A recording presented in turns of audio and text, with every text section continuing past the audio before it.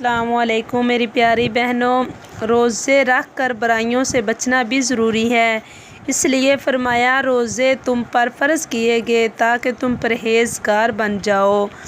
میری پیاری بہنوں، رمضان کے مہینے میں ایک عبادت اعتکاف بھی ہے۔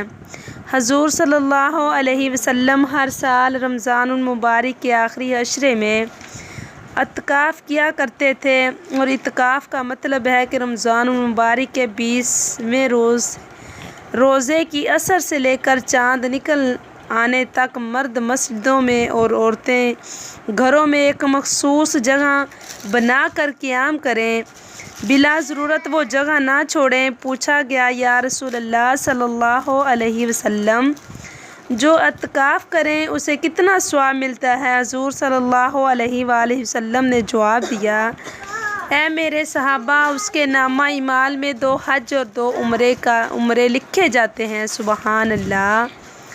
اعتکاف کرنے والا اللہ تعالیٰ کا مہمان ہوتا ہے، اور میزبان اپنے مہمان کو کھلاتا بھی ہے اور پلاتا بھی ہے، اس کی ہر ضرورت کا خیال بھی رکھتا ہے۔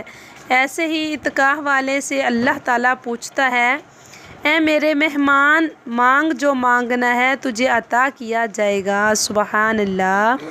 ویڈیو اچھی لگے تو لائک کریں اور سبسکرائب کرنا نہ بھولیں۔